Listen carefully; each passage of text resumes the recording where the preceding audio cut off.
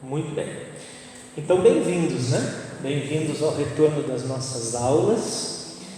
Eu estou muito motivado para esse ano de 2021 e eu quero também agradecer a Deus pela vida da professora Ellen, que eu coloquei o seu nome inclusive aqui também no slide de abertura, porque na verdade 80% deste material é de autoria dela, é a primeira produção teológica dela, e uns 20% é uma coautoria comigo, né? Inclusive também vocês que já estão fazendo o curso há um tempo vão perceber uma certa diferença na questão de conteúdo, porque como para os alunos que começaram lá na primeira matéria, né, essa já é a penúltima do fundamental, então a gente já começa a botar uma carne de porco no feijão aí, né? Então essa matéria e a teologia do Antigo Testamento vocês já vão perceber que já é mais assim uma feijoada teológica, tá bom? Os novos não se preocupem, porque nós temos uma graça de Deus, né? Bom, quem começou na primeira aula já fazendo prova sem nem ter estudado a matéria, né?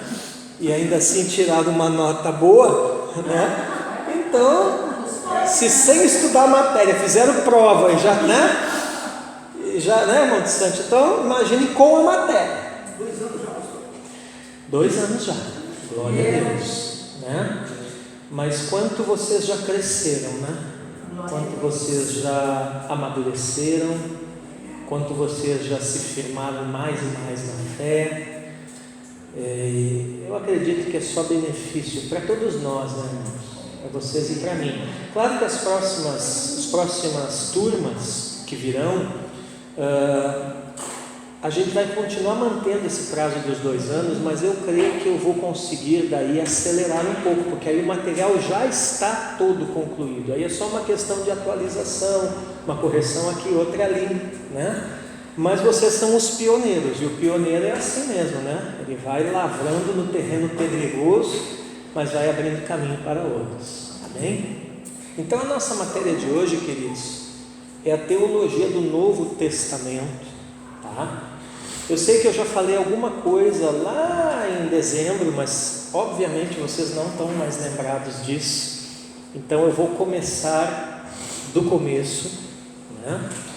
E é muito importante, eu coloquei lá no grupo para vocês trazerem material de anotação, não sei se trouxeram, né? Mas é muito importante você fazer algumas anotações, talvez eu vou ditar algumas coisas, né? Se você não trouxe, você pode usar o bloco de nota do celular também, não sei, é um recurso que eu gosto muito de usar de vez em quando, tá bom? Então deixa aí sua Bíblia já na mão, né? E nós vamos começar esse assunto falando de teologia bíblica, história e revelação, amém?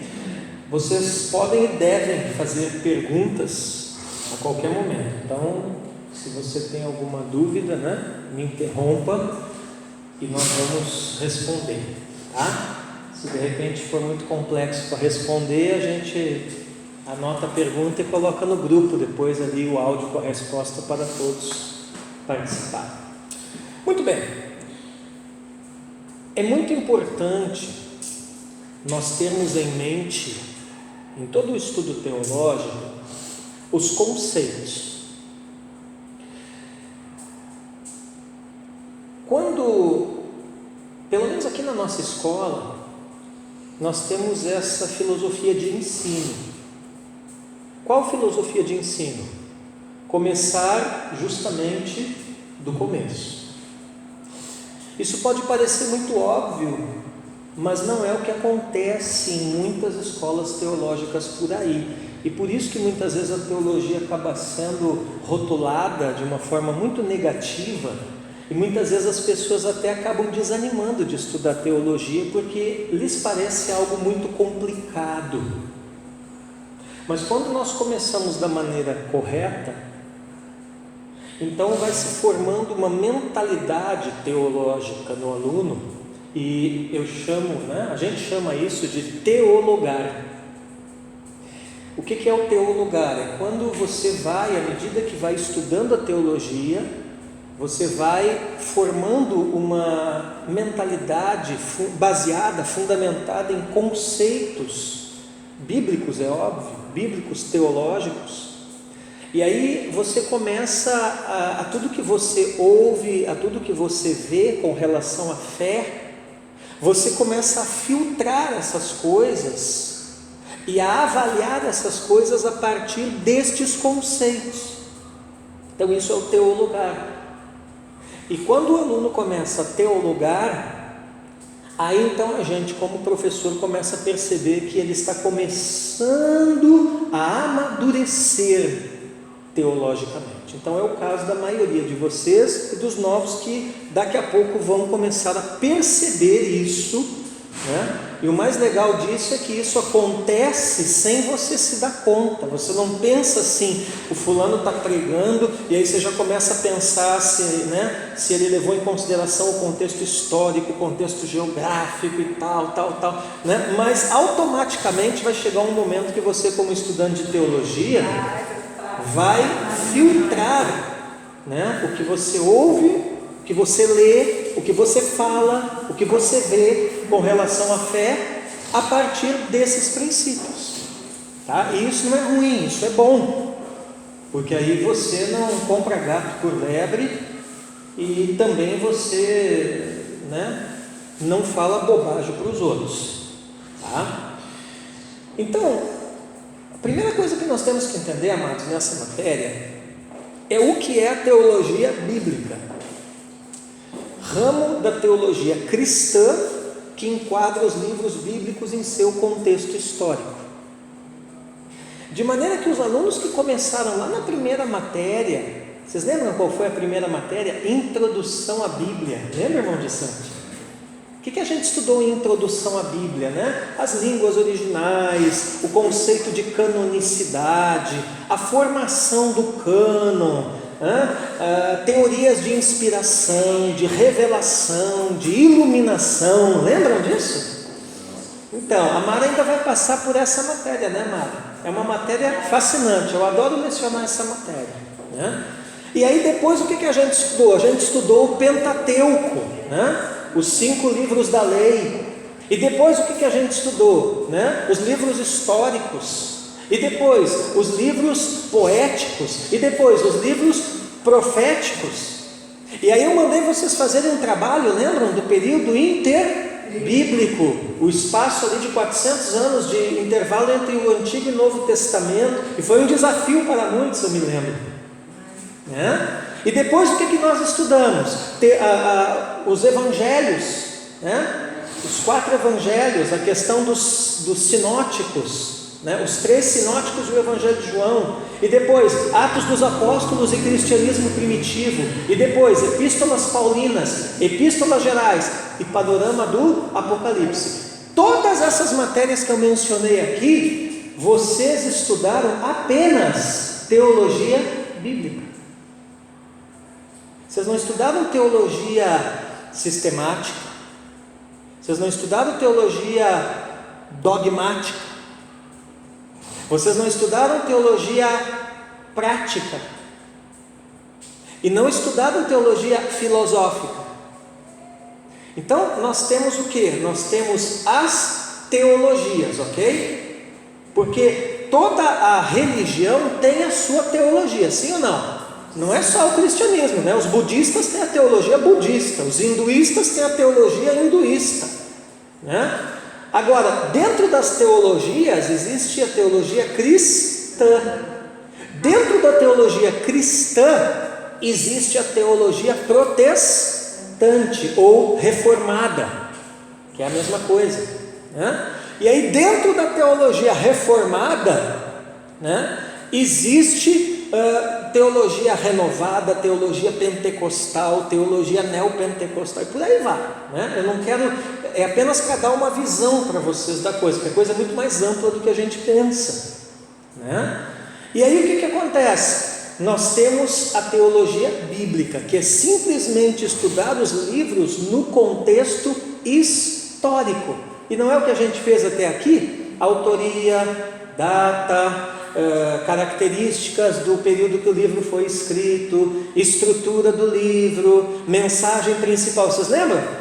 No fundo, nesses anos, irmão de Sante, 2 e passou rápido, né? Porque quando a coisa é boa, pode demorar um pouco mais, mas para nós parece que passa rápido. O que aconteceu? Vocês estudaram a teologia bíblica. Então o foco da teologia bíblica, pessoal, não é o significado das doutrinas, né? Eu espero que tenham assistido aquele meu vídeo do YouTube, a diferença entre doutrina, dogma e costume, né? Até para os novos eu recomendei que assistissem, né? E vocês mais antigos assistam de novo. Ele está com mais de 2.000 visualizações no YouTube, aquele vídeo, né? Um vídeo de 15 minutos. Mas a teologia bíblica não tem como objetivo estudar doutrinas ou a importância das doutrinas para hoje. Isso a gente vai estudar no nível médio, para quem fizer o nível intermediário. Aí nós vamos estudar teologia sistemática. O que a teologia faz? Ela é expositiva, ou seja, ela expõe de uma maneira panorâmica a teologia contida na Bíblia. Então toda teologia bíblica, né, ela sempre vai, essa palavra panorâmica é muito importante, não confunda panorâmico com superficial, né? E aí eu não sei se os irmãos estão alcançando o que eu estou falando, mas eu acho que estão, porque de repente você está pensando assim, nossa, me pareceu muitas vezes que a gente estudou coisas tão complexas e profundas, e aí vem o professor e diz assim, isso é só o panorama. E é isso mesmo que eu estou dizendo, né? E eu espero com isso animar vocês a irem além, porque tem muito mais além do horizonte. Mas primeiro você tem que chegar no horizonte, né? Então, a teologia bíblica, ela vai trabalhar muito essa questão do contexto histórico. Vocês lembram o que eu falo muito? Que um bom obreiro, um bom ministro, um bom líder será um bom teólogo. E um bom teólogo, ele tem que dominar não só a Bíblia, mas ele precisa também ter um domínio de história geral. Ele precisa também ter um domínio de história de Israel. Quem esteve no culto aqui domingo, né? A Cristina fez uma visita para nós no domingo, a nossa aluna nova, viu? Que agora tem 2 Cristinas, já, né? Inclusive a Cristina nova está de aniversário, depois nós vamos orar e bater um parabéns para ela, né? Veio até bolo hoje, aleluia, né? Então assim, o que acontece aqui? Domingo, o tema da minha mensagem foi lições que eu aprendi na enfermidade,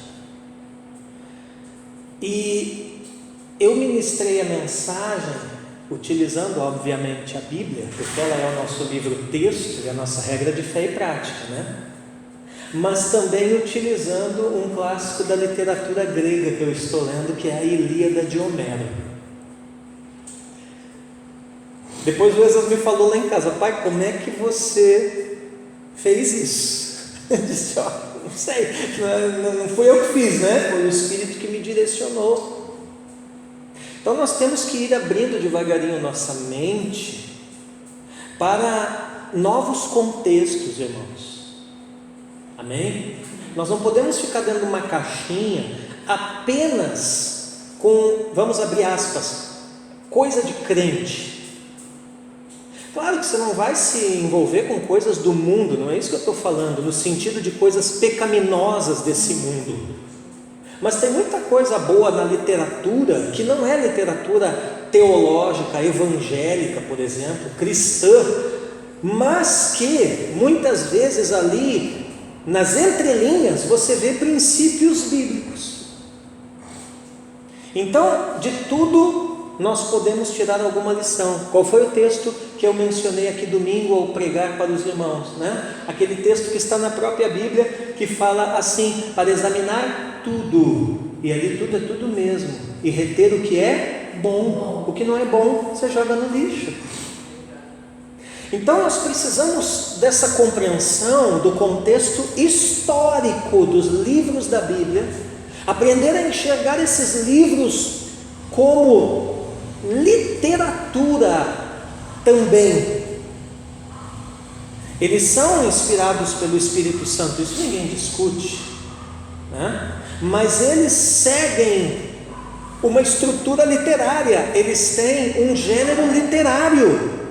O autor da Bíblia é Deus, mas os escritores foram homens iluminados pelo Espírito de Deus, e cada um trabalhou um gênero literário específico. E o milagre da Bíblia é que quando você junta todos esses livros, existe uma harmonia, existe uma unidade na diversidade.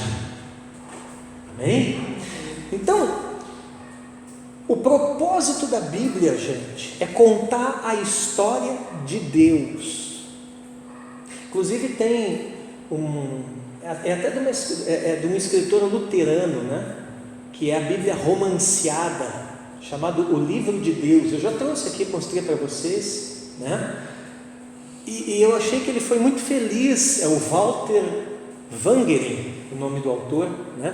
Eu achei que ele foi muito feliz de colocar o nome. Ele pegou o texto bíblico, escreveu o texto de novo na forma de um romance e foi lançado com o nome de Livro de Deus. Eu achei muito feliz esse nome, o Livro de Deus, porque é exatamente isso que a Bíblia é. A Bíblia não foi escrita para falar de dinossauro, né? A Bíblia não foi escrita, a Bíblia não é um livro fundamentalmente de paleontologia, embora isso tenha na Bíblia, de filosofia, embora isso também apareça na Bíblia, né? De ciências, embora isso também tenha na Bíblia, de astronomia, embora isso também apareça na Bíblia. Então, tem muita gente, tá? Tem uma diferença, irmãos.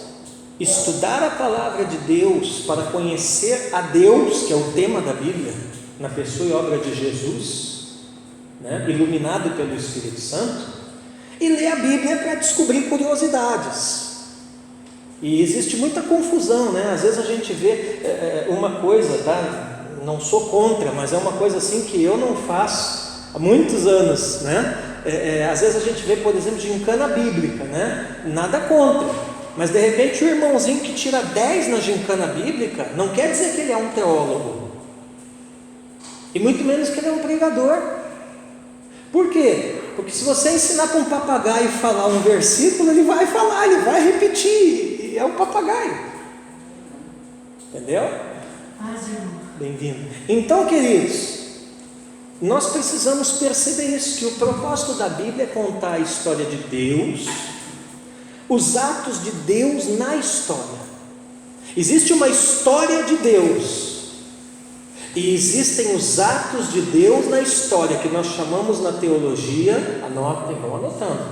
Os atos de Deus na história são chamados na teologia de história da salvação. Amém?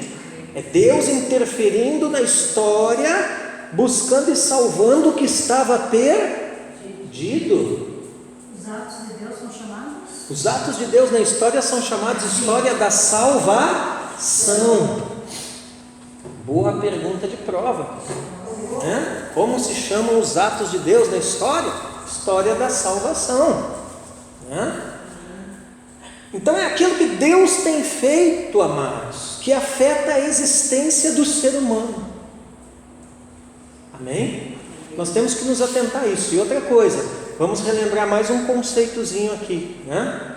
A Bíblia, ela não foi escrita originalmente para nós. Ela foi escrita para as pessoas que viveram naquela época.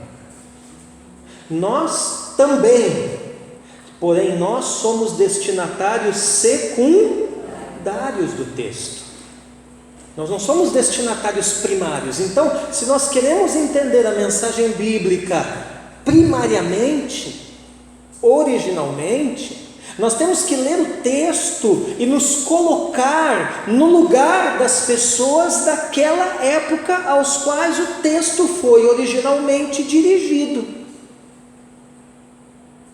Então, eu só vou entender a Epístola aos Gálatas, por exemplo, né? Se você entrar lá no meu canal no YouTube, tem lá a imersão no livro de Gálatas, completinha, gratuita. É só ter paciência para assistir, né? Mas lá, vocês percebem que, eu acho que são umas 6 ministrações que tem lá sobre imersão aos Gálatas, né? Vocês percebem que eu me preocupo em trazer, antes de trazer a doutrina, que é a sistemática da epístola, eu me preocupo em trazer a teologia bíblica. Então eu explico, né? Quem fez aqui, lembra, né? Como é que era a Galácia, como é que eram os Gálatas, o que os perseguidores de Paulo, o que ele estava enfrentando, o que eles estavam distorcendo da mensagem de Paulo, por que ele teve que escrever para aquele pessoal, e uma série de características dos Gálatas e da Galácia, para, a partir disso, trabalhar a teologia contida na epístola. Por quê? Porque se eu não ler Gálatas com os olhos, a mente e o coração de um Gálata, para quem a epístola foi escrita, eu posso até entender alguma coisa, mas boa parte do texto eu corro o risco de distorcer, de viajar.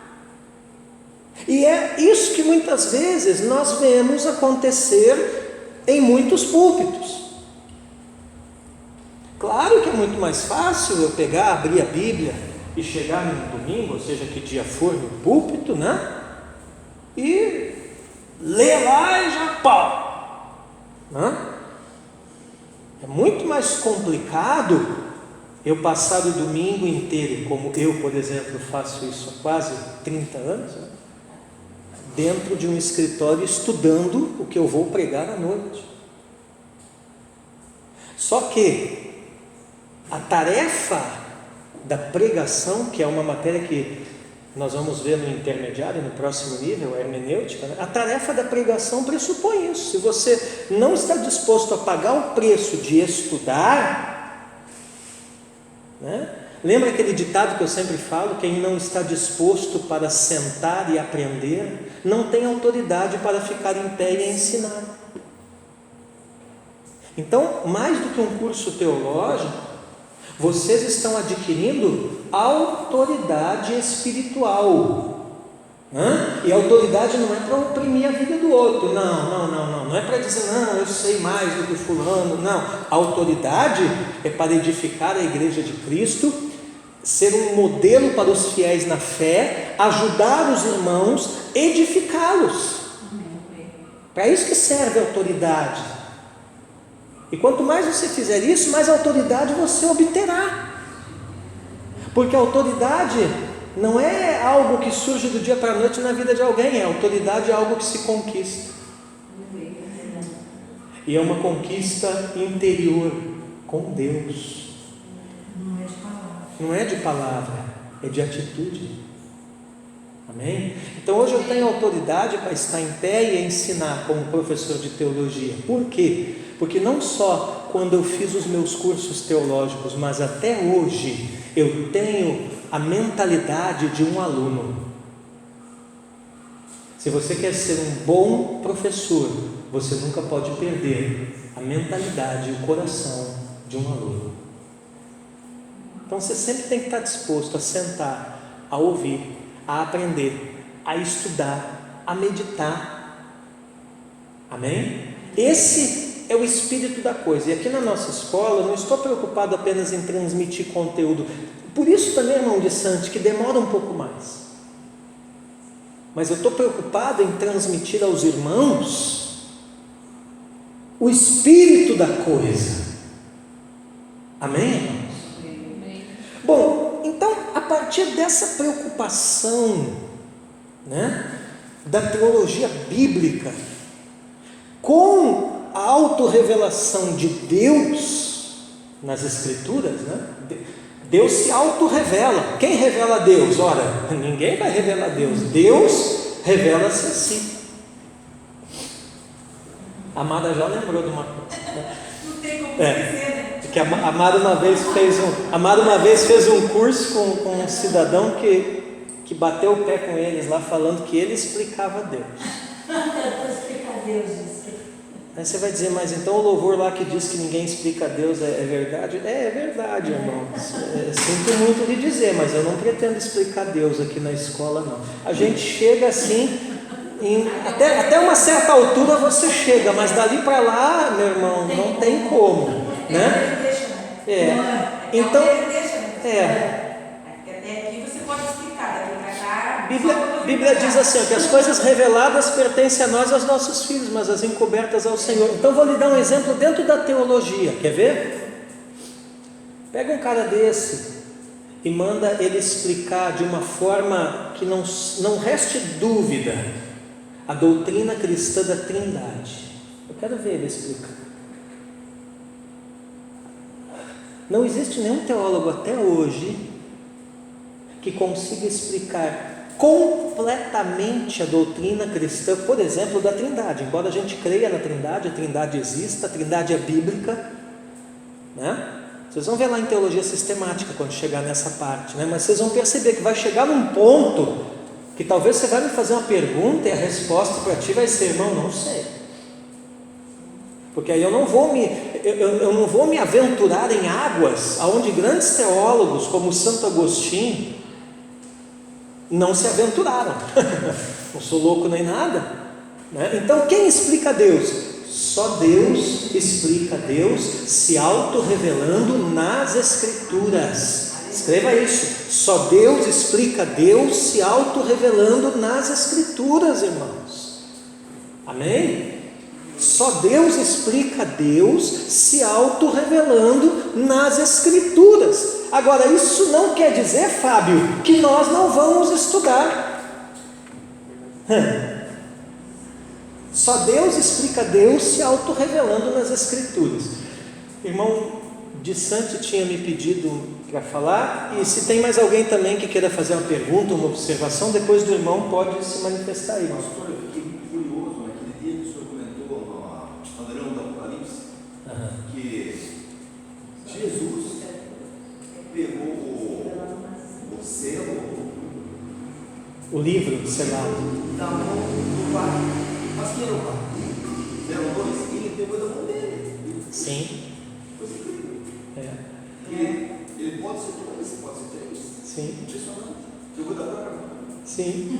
Por quê? Porque Jesus essencialmente é tão Deus quanto o Pai. Porém, pessoalmente, né, é uma outra manifestação da divindade, é o Filho. E você vê que o texto lá em Apocalipse, ele explica nas entrelinhas isso, porque lá no capítulo 5 ele vai falar do trono de Deus, o Pai, e do Cordeiro. Quem é o Cordeiro de Deus que tira o pecado do mundo? O Filho. Então, a quem pertence o trono? Quem está no trono? Tanto o Pai como o Filho. Por quê? Porque essencialmente o Pai, o Filho, é Deus. E ele mesmo afirmou, lembra? Eu e o Pai somos um. Amém? Eu me lembro que você ficou impactado, que você foi para casa com os neurônios assim naquela aula. Pastor, e eu estou lendo Apócrifos lá, o 1, que ele diz para... Você comprou? Comprei. Eita, que step. Ele virá para a terra em carne. Aham. Meu, é verdade, assim, é uma coisa... Então, muito bem. Comprou lá na família cristã? Isso. Lá é show de comprar, né? Eu compro até hoje. É rapidinho. Rapidinho. Muito bem. Então, queridos, a teologia bíblica é essa autorrevelação de Deus, né, redimindo a humanidade. E esse conceito de revelação de redenção pressupõe realidades presentes indiretamente em toda parte. O que eu estou querendo dizer? Que revelação e redenção está por todo lado. Por exemplo, não só na Bíblia. Revelação, por exemplo, está na natureza. Lembra do Salmo? O céu manifesta a glória de Deus e o firmamento anuncia a obra das suas mãos. Redenção, por exemplo, não está só na Bíblia. Está, por exemplo, num passeio de moto, Malaquias, que você estava fazendo e sofreu um acidente e não morreu. Deus redimiu a sua alma da morte. Agora é óbvio, é lógico, que diretamente isso está na Bíblia. Amém? E tem 3 assuntos aqui: Deus, o homem e o pecado. Revelação e redenção estão ligados diretamente a esses 3 assuntos. Entendendo que revelação, tá? Vamos tirar um pouco aquele conceito místico, né? É até uma confusão que se faz por não se ensinar os dons espirituais muitas vezes na igreja, né? Então às vezes acontece assim, de alguém entregar uma profecia, né? E teve uma revelação, né, no culto. Não foi uma revelação, foi uma palavra profética.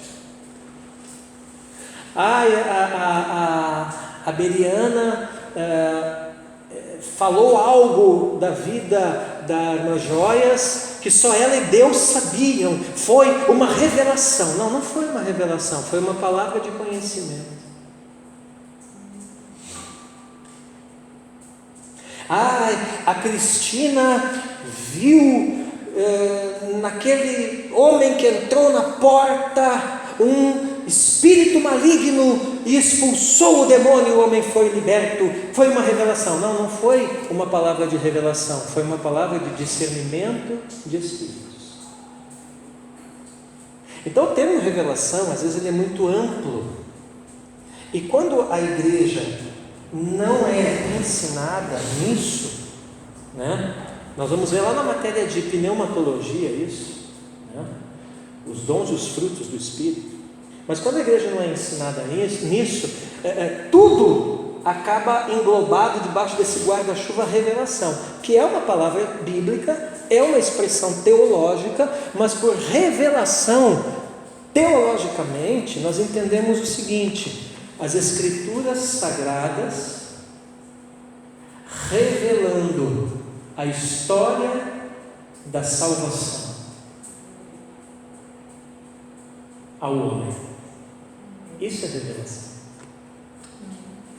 Então, claro que você não vai chegar e ficar corrigindo o irmãozinho e tal na igreja, né, irmãos?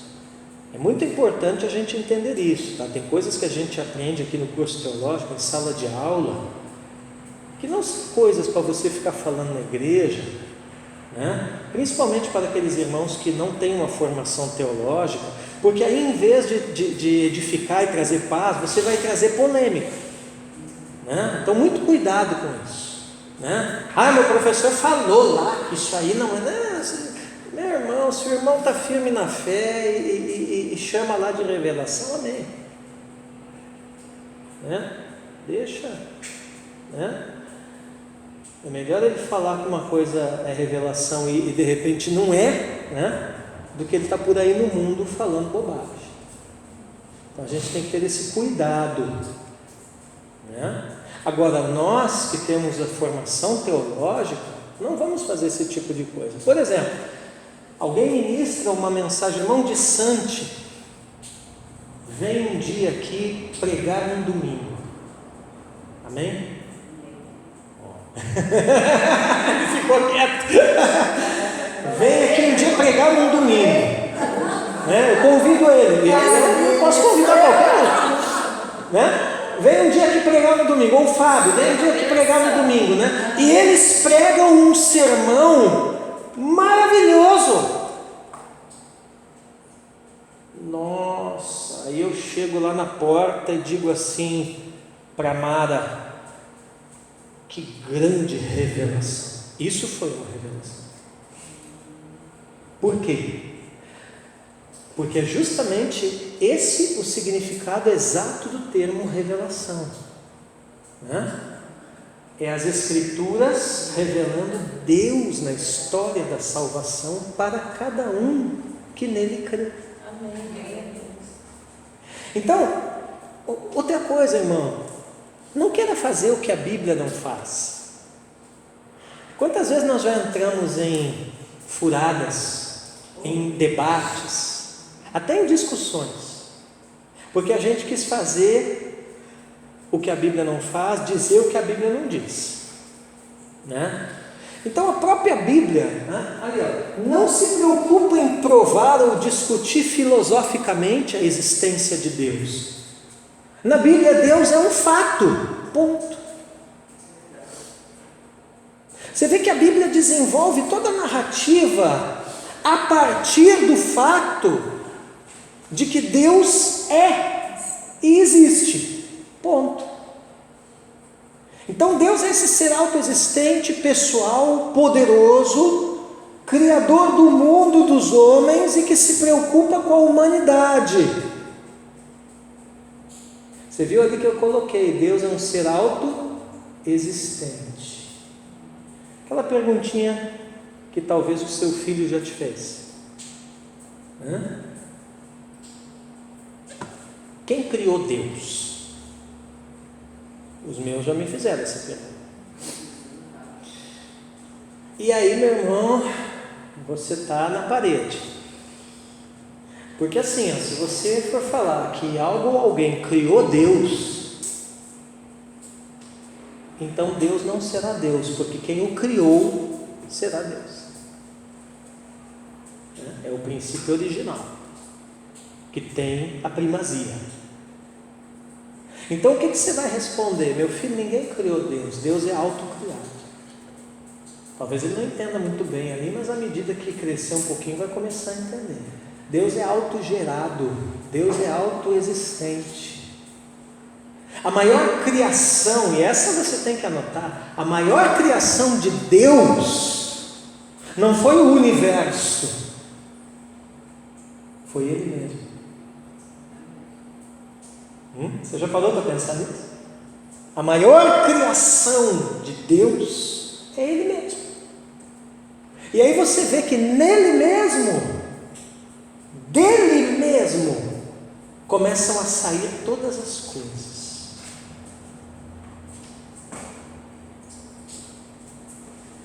Eu estou ouvindo os rolamentos na cabeça do Fábio funcionando.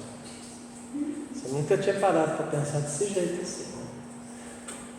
Hoje, quando a gente conversou com o menino no serviço lá, ele disse que era ateu. Cada vez o mesmo discurso. E aí, eu mandei o seu nosso tempo, que ele deu uma coisa muito séria do modo de estacionar. Até pedir a oração dele para esse menino na igreja. Eu falei para ele: eu sei que você não tem fé, mas tem a fé. Assim, eu já bati um papinho com ele. Meu irmão.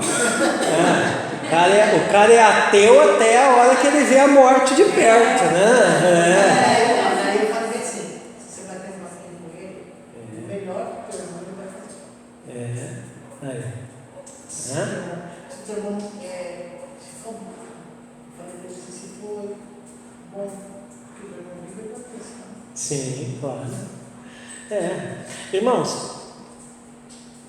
o que é o ateísmo, né? É a negação da existência de Deus. Tudo que tem o prefixo a na frente quer dizer não. Então, a não, theos, Deus, não Deus, ateu. Agora, a partir do momento que você nega algo ou alguém, indiretamente você está afirmando a possibilidade da existência daquele ser. Por exemplo, eu não posso chegar e dizer que a partir do momento que eu disser eu não acredito no copo de água, eu abro precedente para alguém pensar que ele existe. Por quê? Porque ninguém nega ou se dá o trabalho de negar o que não existe. Por que você vai se dar o trabalho de negar o que não existe? Então, aí o ateu se quebra nessa daí, né? E daqui a pouco ele acaba batendo um papo até com Deus, né? Muito bem. Então, Deus tem uma grande preocupação, gente. E essa preocupação, por incrível que pareça, é com o homem.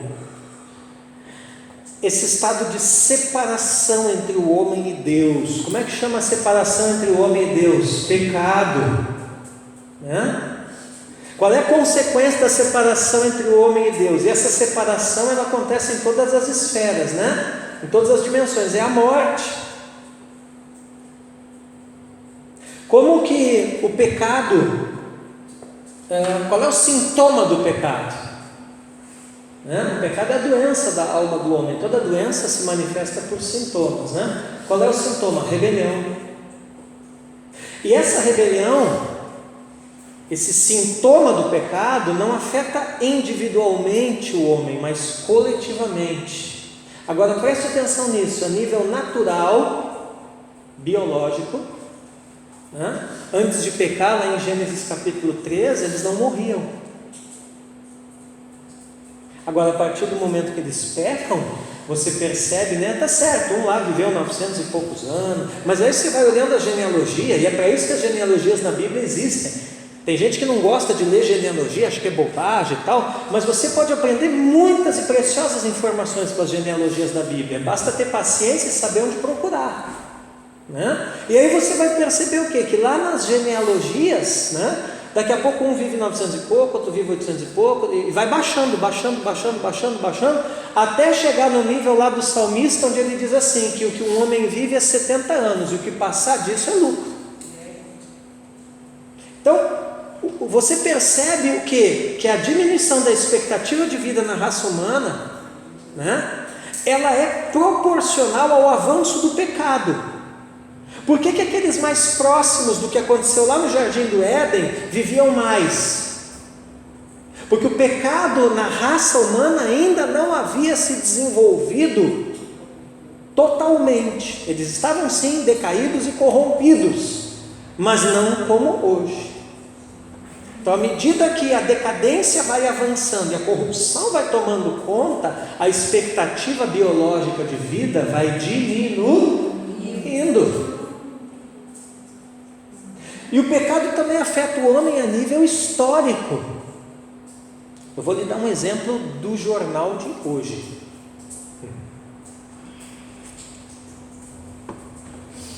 Vocês perceberam o que está acontecendo num determinado estado lá do norte do Brasil? Se não perceberam, assista o jornal. Mas assista com cuidado, porque hoje em dia, procure na internet. Se você não quer assistir o jornal, procure na internet, no YouTube, né? Então, um determinado estado, né, lá do norte do Brasil, no meio da selva, né, está numa situação caótica.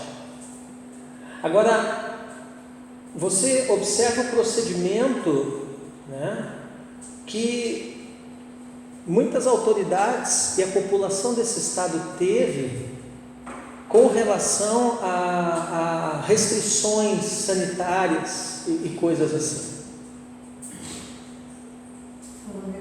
Né? Então, a partir do momento que uma população é negligente, uma hora ou outra, a consequência vem. Está entendendo? Não estou julgando-os, mas é um fato. Né? Então, queridos, isso é o que? Isso é um efeito do pecado, é um efeito histórico. Quer dizer, daqui, sei lá, se Jesus não voltar 50, 100 anos, quando for contada a história dessa situação no Brasil vai se mencionar o estado tal que foi negligente. Nós não temos dimensão muitas vezes, mas é perfeitamente possível que coisas que nós estamos fazendo e falando, sem nos dar conta e achando até que não tem nada a ver, daqui a 100 anos vão estar nos livros de história. Então, é importante perceber isso. Outra coisa, o pecado, ele afeta a raça de modo coletivo. Porque tem gente que diz assim, nossa, mas Deus é injusto, porque foi Adão e Eva que desobedeceram. O que eu tenho a ver com isso? Por que eu tenho que nascer já condenado, debaixo do peso do pecado, que gente há milênios atrás praticou e eu nem sei quem eles eram? E aí tem gente que entra nessas piras aí e fica falando que Deus é injusto e tal, né? Que o relato lá é mitológico, é um monte de bobagem, né?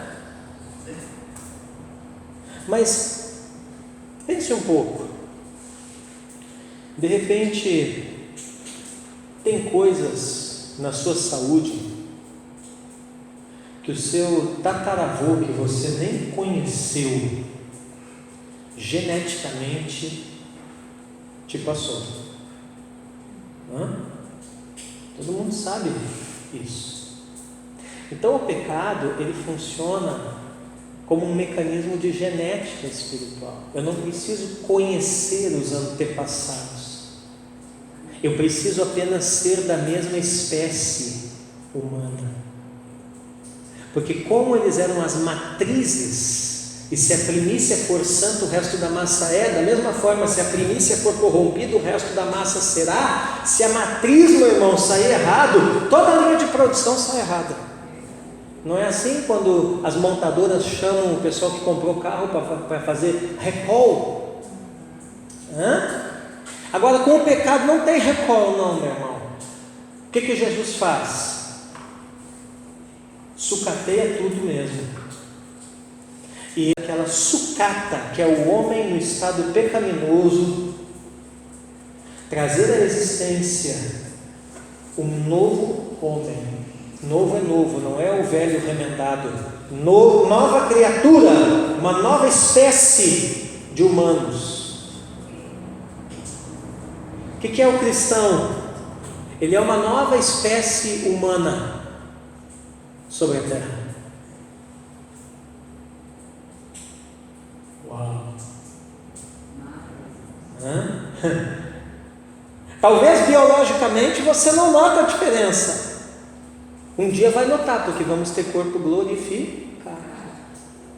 Mas internamente, espiritualmente, o teu DNA espiritual, a tua estrutura, a tua genética espiritual, ela não tem nada a ver com o ímpio. Você é uma nova criatura em Jesus. Por isso que você andar por aí, ou eu andar por aí, de repente fazendo impiedades, não tem nada a ver, porque é uma coisa que vai contra a nossa natureza, a nossa espécie, a nossa genética espiritual. Amém? Amém. Agora eu ouço as catracas da cabeça de todos funcionando. Hoje você vai para casa pensando, eu estou só começando a esquentar a turbina. Já viu que essa matéria, como é que a coisa vai ser, né, Vicente? Muito bem. Então, queridos, deixa eu ver se está na hora aqui do nosso lanche. Está na hora do nosso lanchinho, E não é 9? Vai dar 9. Estão com fome já? Não, então vamos mais 10 minutos. Amém? Muito bem. E hoje tem sorteio de promoção Fidelidade. Quero ver quem vai ganhar o livro, né? Rapaz, esse livro do Oscar Kuma aqui, meu irmão. Esse livro do Oscar Kuma aqui é o bicho da goiaba, meu irmão. Vocês assistiram o vídeo que eu botei lá no grupo? Eu botei um videozinho lá de um teólogo falando da vida do Oscar Kuma e tal, né? Eu botei só para atiçar as lombrigas de vocês no vídeo, né? Bom, teologia bíblica é o que então? É uma história sobre Deus. Teologia bíblica é a teologia falando do interesse do cuidado de Deus para com os homens. Amém? Amém. Tem coisa mais espiritual que isso?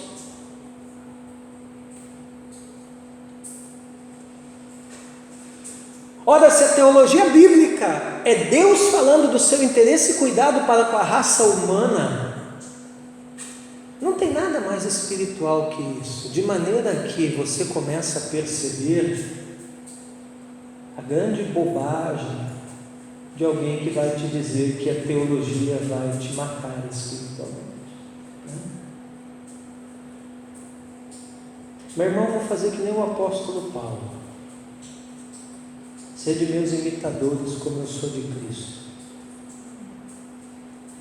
Desde que eu aceitei Jesus, eu estudo teologia todos os dias. Não tem um dia, porque isso para mim é um estilo de vida. Não pensa que eu estudo só quando eu venho dar aula aqui para você, não.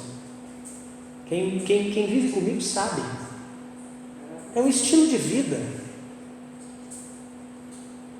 Eu assumi o estudo teológico, até mesmo porque é o meu chamado específico no reino, o ensino, como um estilo de vida.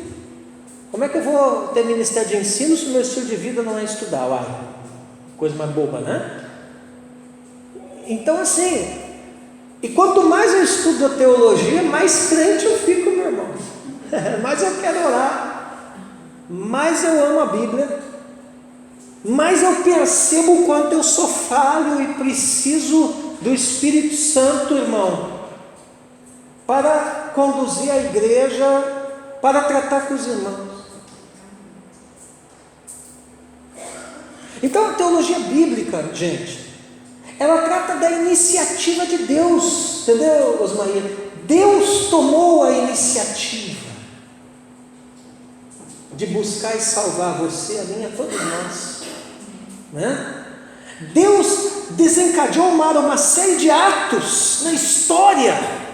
Você já parou para pensar, Beriana, que de repente alguma coisa que Deus provocou há 1000 anos atrás permitiu que você aceitasse Jesus e fosse salvo?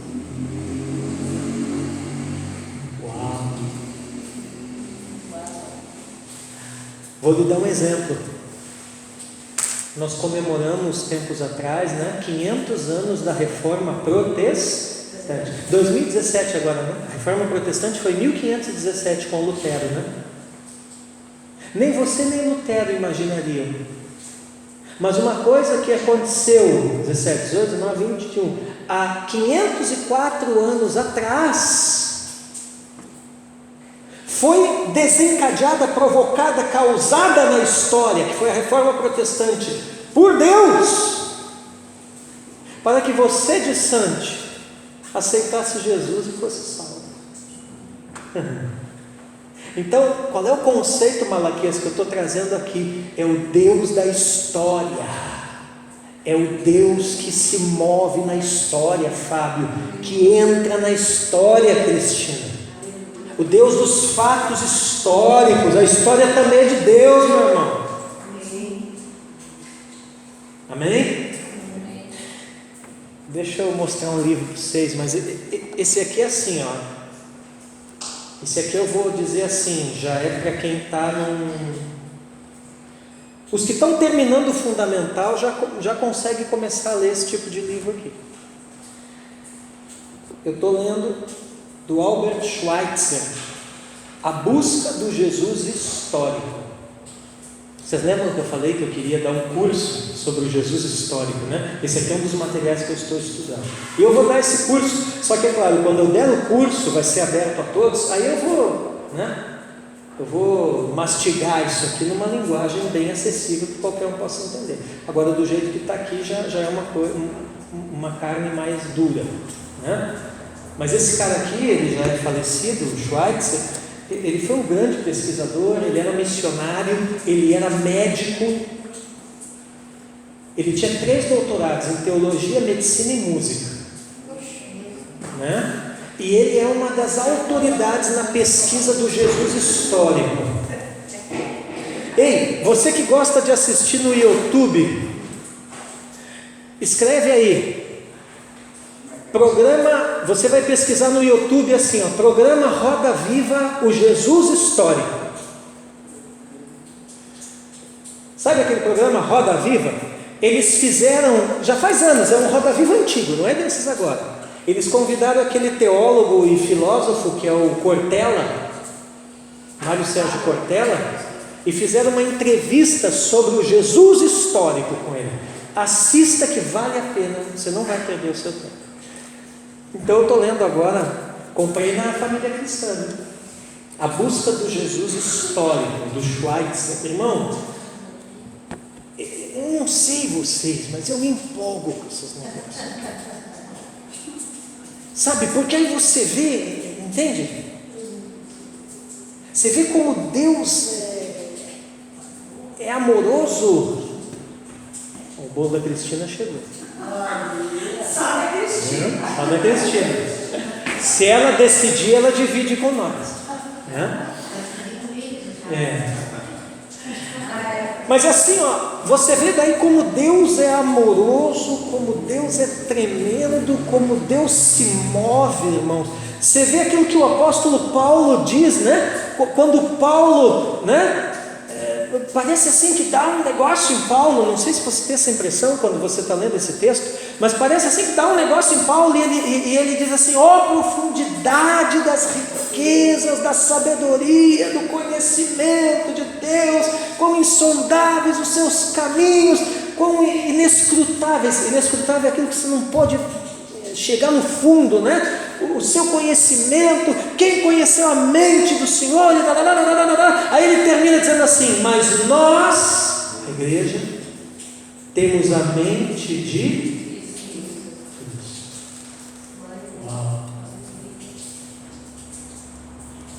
Então, não se trata de verdades teológicas só no campo das ideias, mas é a descrição e interpretação da atividade divina na história humana em busca da redenção do homem. É justamente essa atividade divina na história que vai conectar o Antigo e o Novo Testamento. Isso você deve escrever, é uma boa pergunta de prova. Qual a conexão entre o Antigo e o Novo Testamento? Qual a conexão teológica entre o Antigo e o Novo Testamento? Por que teológica? Porque tem uma conexão histórica, né, que é o período interbíblico, não é disso que eu estou falando. Qual a conexão teológica entre o Antigo e o Novo Testamento? A atividade de Deus na história.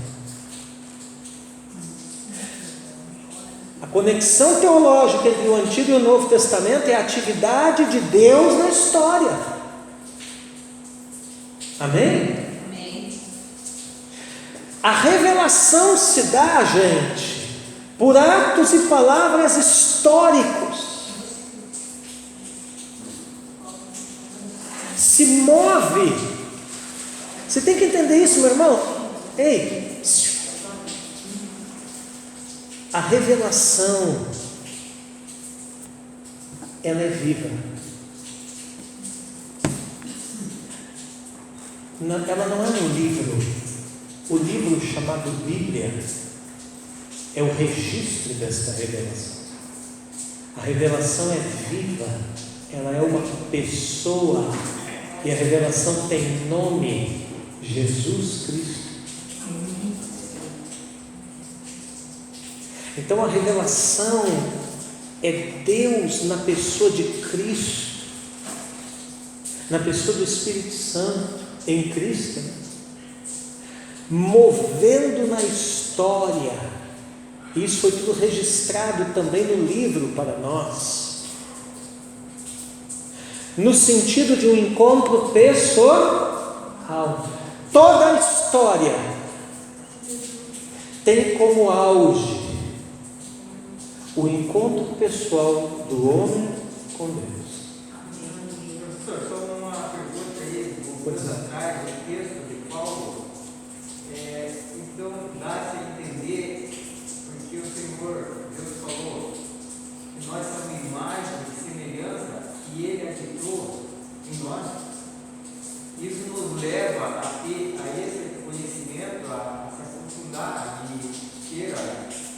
impacto de que realmente, não explicando Deus, mas chegando ao... Sim, claro.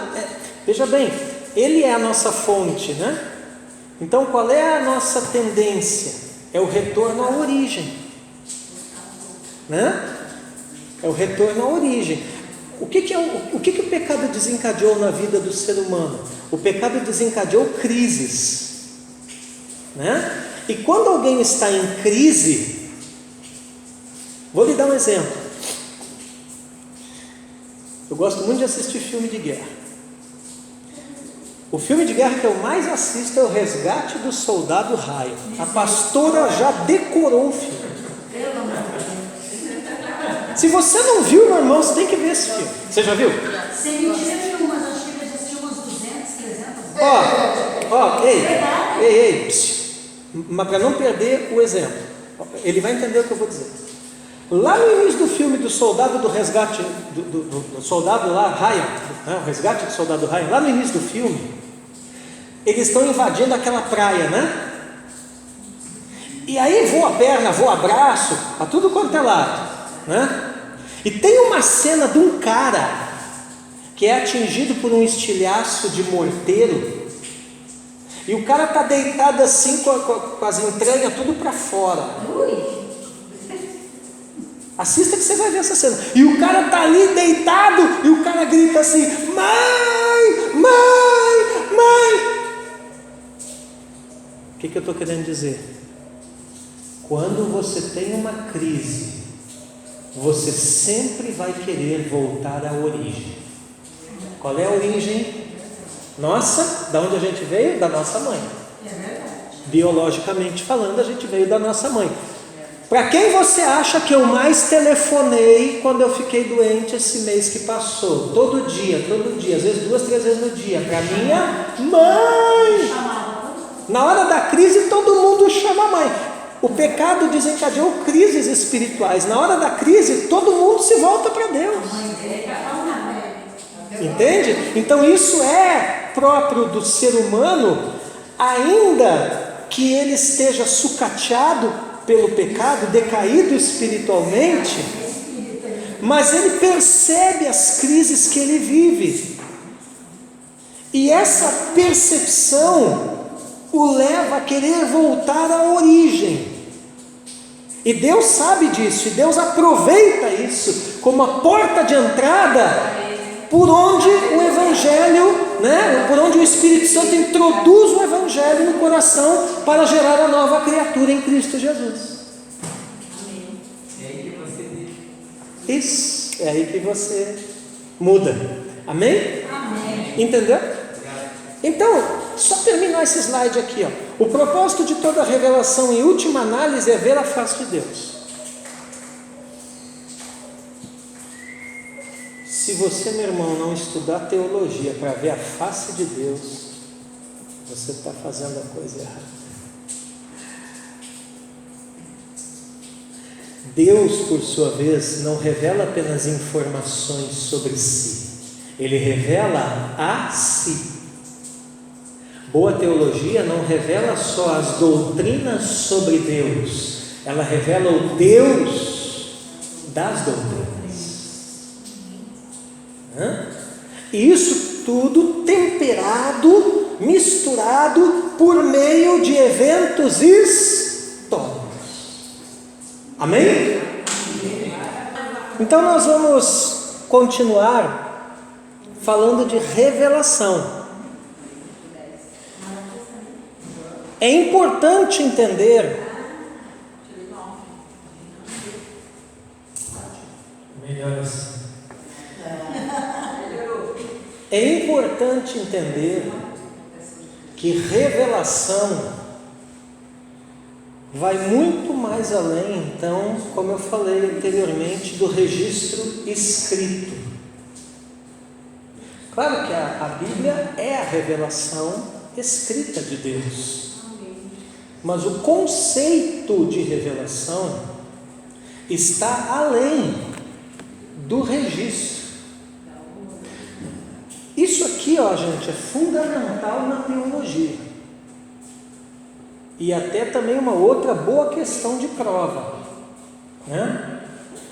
Qual é o auge da revelação? Qual é o clímax? Qual é o ponto máximo? Quando foi que a revelação atingiu o seu auge?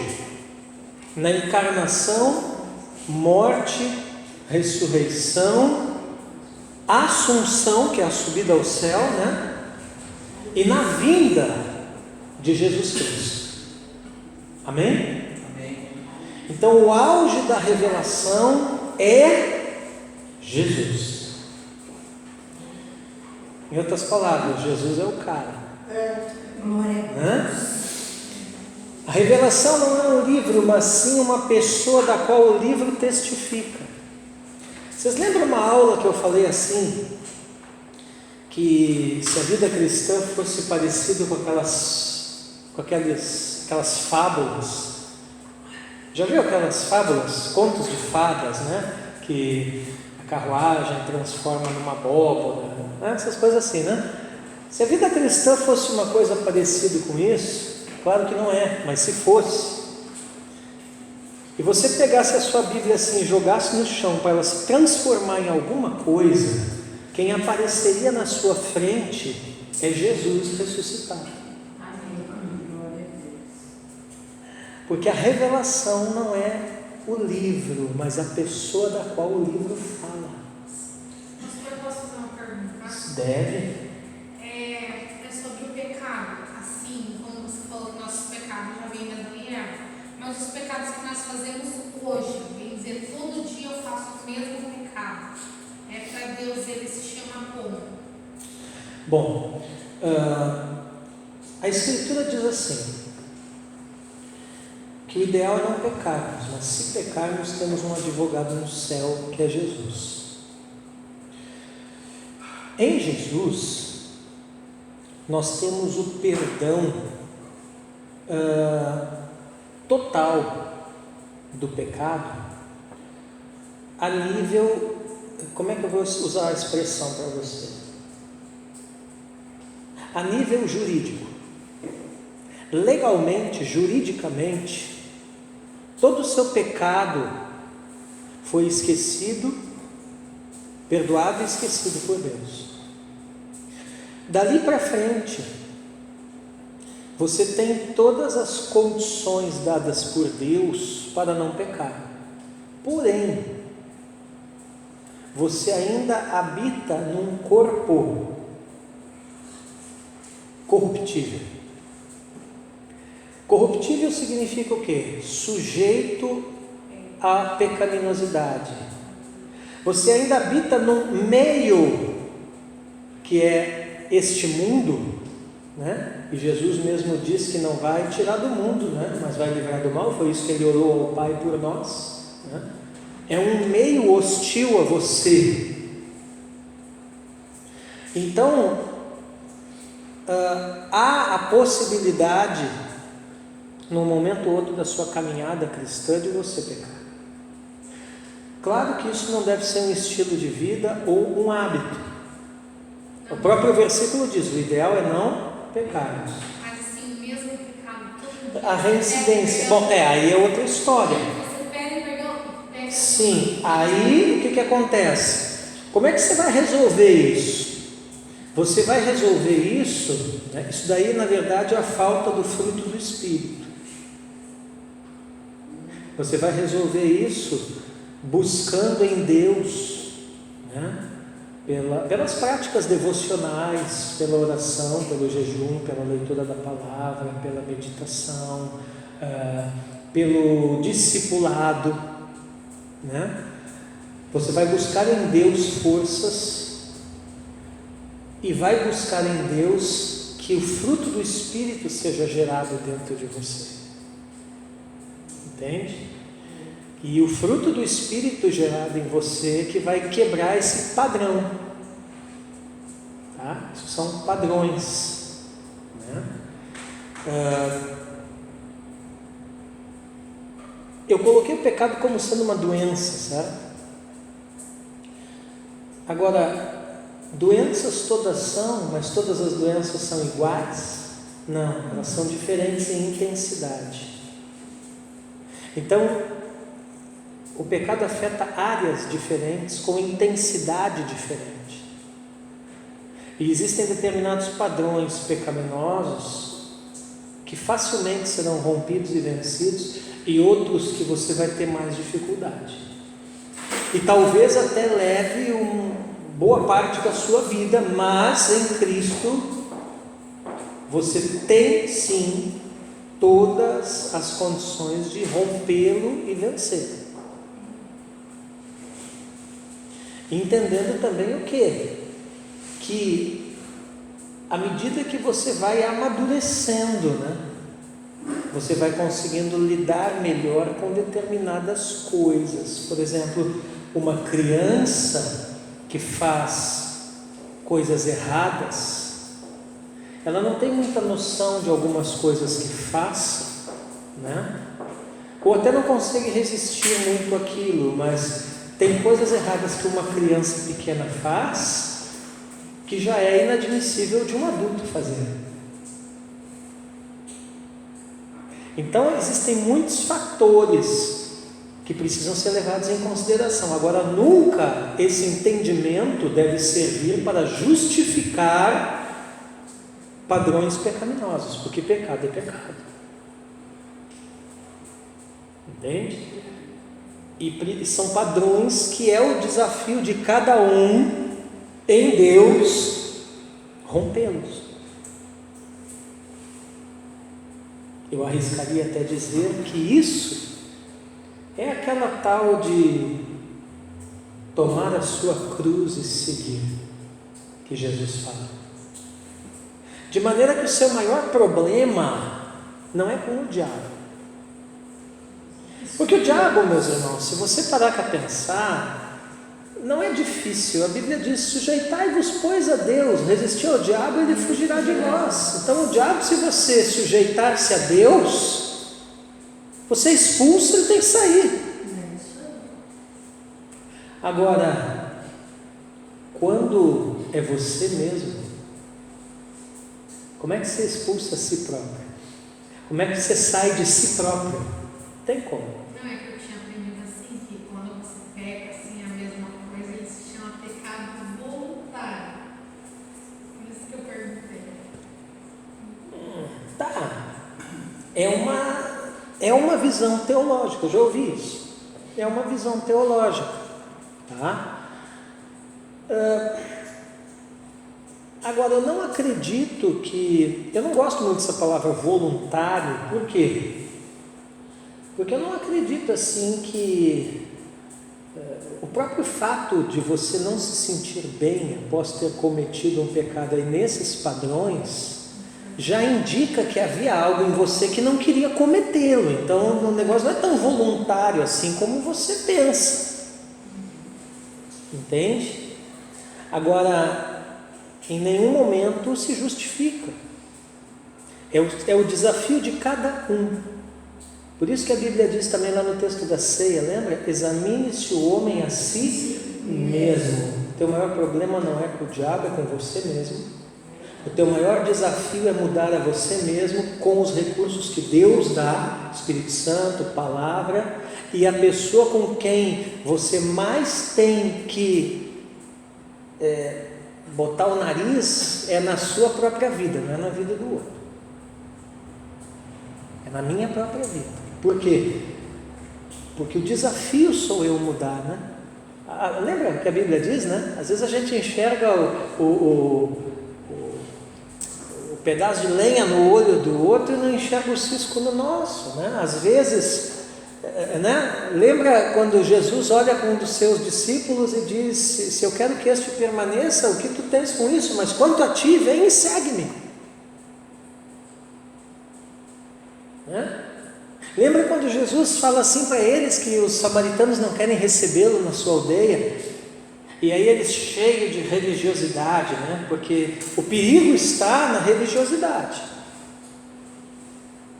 É a religiosidade desajustada, porque existe uma boa religiosidade.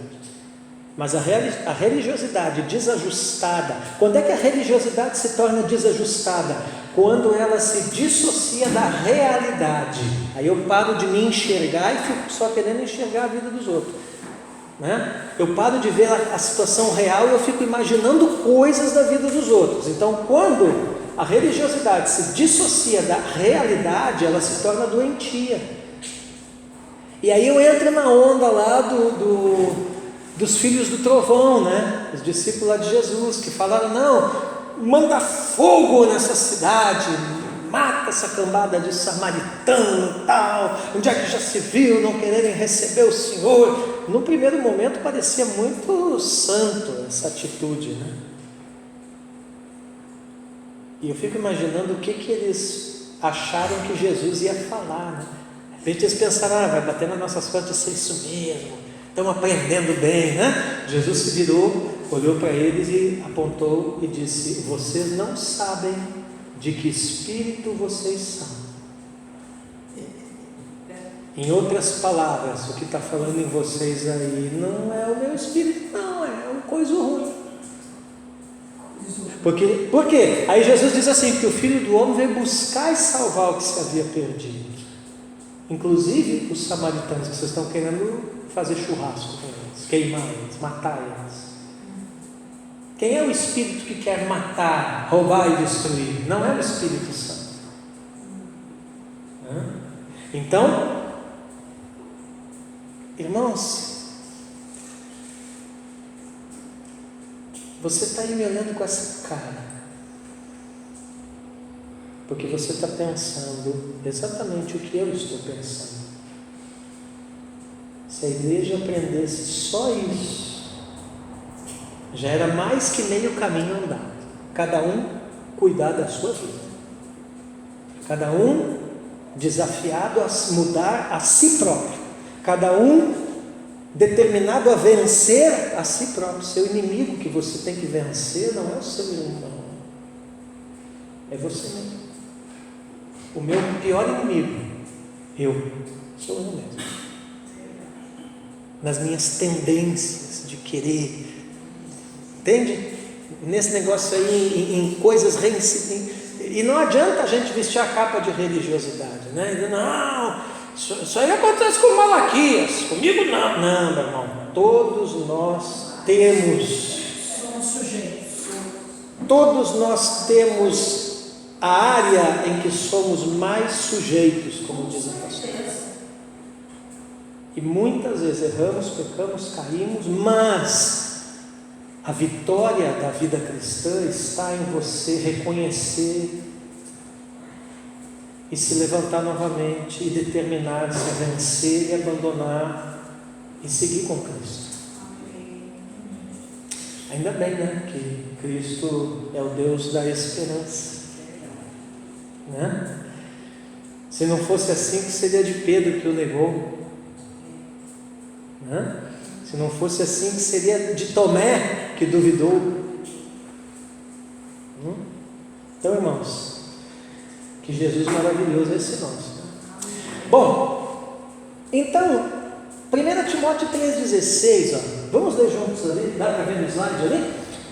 Sem dúvida, grande é o mistério da piedade. Aquele que foi manifestado na carne foi justificado em espírito, visto pelos anjos, pregado entre os gentios, crido no mundo, recebido na glória. Então você está vendo o que Paulo está dizendo aqui? Que isso aqui é um grande mistério da santidade. Piedade é santidade, é um mistério da fé. Que mistério? Aquele Messias manifestado na carne, justificado em espírito, visto pelos anjos, pregado entre os não-judeus, os gentios, crido no mundo, recebido na glória. Quem é o mistério da fé? É Cristo. João 5, 39 e 40, vamos lá. Vocês examinam as Escrituras, porque julgam ter nelas a vida eterna, e são elas mesmas que testificam de mim. De quem que a Escritura fala? De Cristo. Contudo, vocês não querem vir a mim para ter vida. Você percebe aqui que ele relaciona vir a ele? Opa, não acaba não, sai. Vocês percebem aqui que ele relaciona vir a ele, e o pior é que eu não trouxe o cara. Ele relaciona vir a ele com estar nas Escrituras. Amém? Então a revelação tem seu auge aonde? Em eventos históricos. Apesar de Deus ser o Senhor de toda a história de Israel é diferente das demais. Havia uma providência divina geral no destino do Egito, Assíria, Babilônia e Pérsia, por exemplo. São nações relacionadas com a história de Israel, diretamente relacionadas. Mas só na história de Israel Deus comunicou aos homens um conhecimento pessoal da sua pessoa. Então, nesse contexto histórico, Deus fez o quê? Uma revelação de si mesmo, jamais feita em outro lugar. Do que eu estou falando aqui? Que na história existe como que um fluxo, um fluir da revelação de Deus. É o Gálatas 4 e 5, ó. Mas quando chegou a plenitude do tempo, ó a história aí, plenitude do tempo, está falando de um padrão histórico. Deus enviou o seu Filho nascido de mulher, nascido sob a lei, para resgatar os que estavam sob a lei, a fim de que recebêssemos a adoção de filhos. Então, que nome a gente dá para isso na teologia? Esse fluxo de revelação. História da redenção. Boa pergunta de prova, né? Que nome nós damos na teologia ao fluxo da revelação na história? História da redenção. Então, nessa perspectiva aqui, nessa visão da história da redenção, nesse fluxo de revelação histórico de Santo, é que surge o Novo Testamento. O Novo Testamento não é alguma coisa que alguém inventou da sua cabeça do dia para a noite. Ele é simplesmente a continuidade de um fluir, de um fluxo de revelação que vem lá do Antigo Testamento. De maneira que esse pessoal hoje em dia, por exemplo, da hipergraça, dessas coisas malucas que a gente vê por aí no meio da igreja, que querem dizer que podemos ter o Novo Testamento separado do Antigo, que querem dizer que o Antigo Testamento não é necessário ser lido, ser estudado, ser compreendido, que querem dizer que para a igreja o Antigo Testamento não é importante, né? Isso aí é a mesma coisa que você querer dizer o seguinte, que um rio flui, mas a nascente não importa.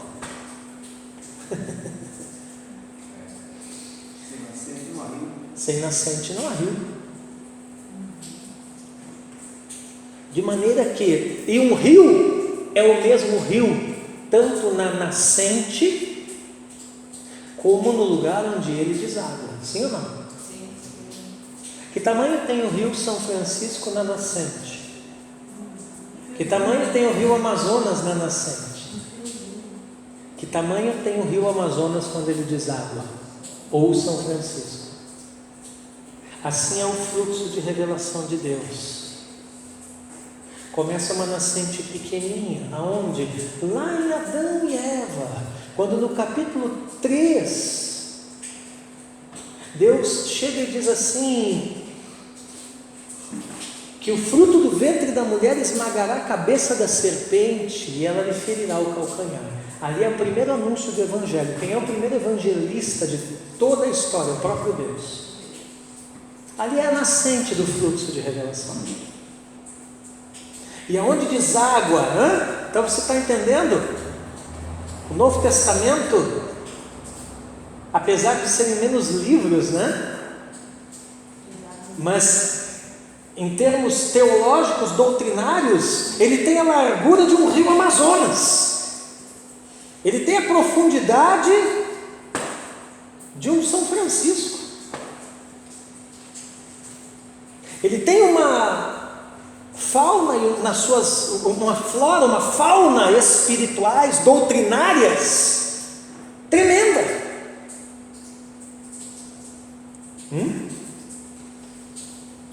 E aí quando nós estudamos teologia aqui na escola,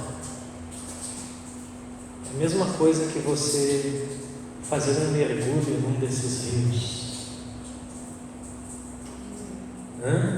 Malaquias que gosta de explorar as coisas, né? Você já pensou que você faz um mergulho nas águas do Amazonas, onde ele é mais largo, onde ele é mais rico? O que não tem lá embaixo, vivo, para estudar, para conhecer, é outro mundo. Assim é quando estudamos a teologia.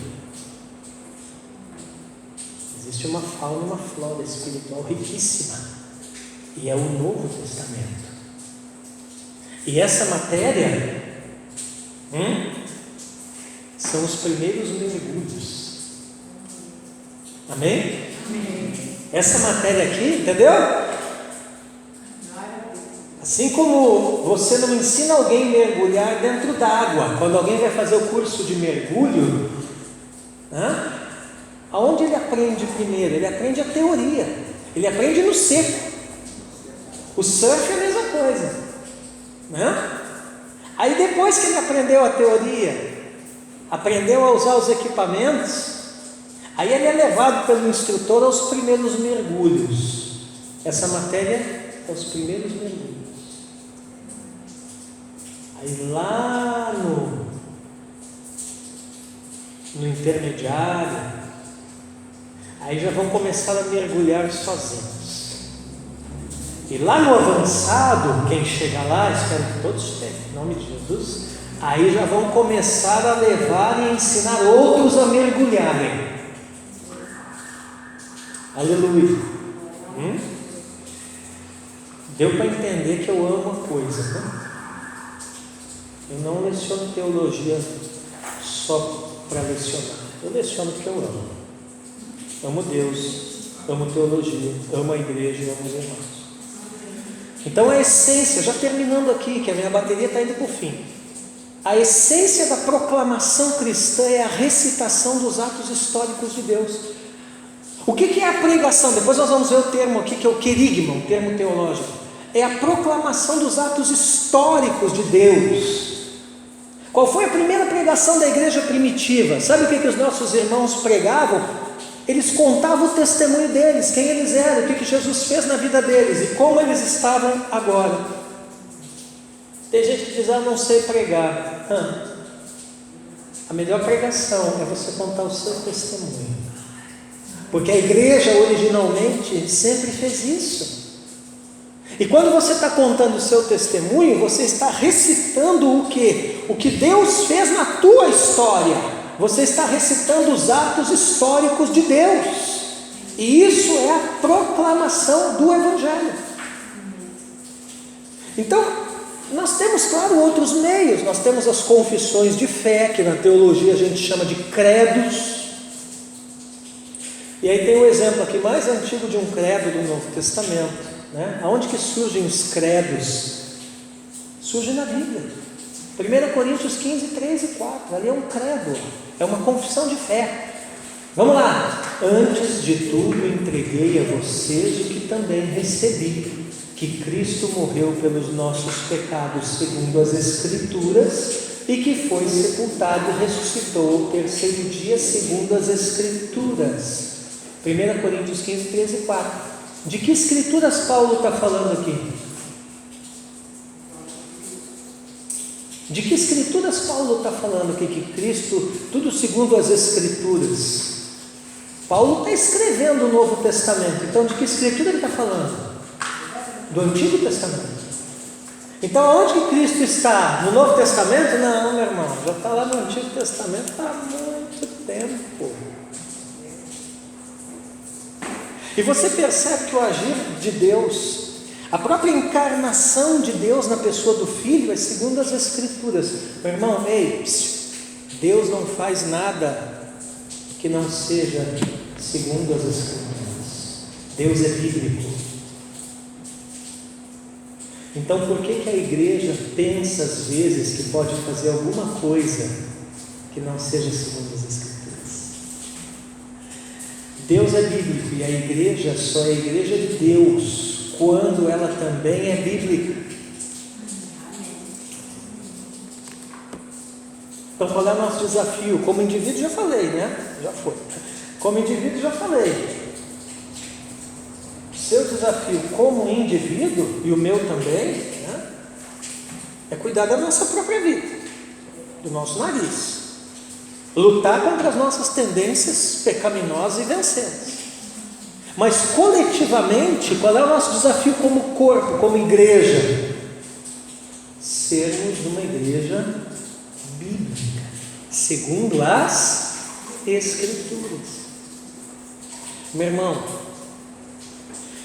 tudo aquilo que você ministra, você tem que ter a capacidade de provar segundo as Escrituras. Nunca ministre nada a ninguém, seja pregação, aula, o que for, discipulado, célula, escola dominical, o que for. Nunca ministre nada para ninguém, nunca afirme nada que você não tenha fundamentação nas Escrituras. Ah, mas eu acho. Não entre por esse caminho. Ah, mas eu penso. Deus não está interessado nos nossos achismos, nas nossas opiniões. Ele está interessado na sua palavra. Amém? E quando você não souber, porque às vezes a gente não sabe, às vezes até eu não sei. Ninguém é obrigado a saber tudo. Então você não arrisca responder dando um palpite. Você é humilde e diz: olha, não sei agora, mas eu vou estudar, depois eu vou trazer para você uma posição sobre isso, uma resposta. Amém?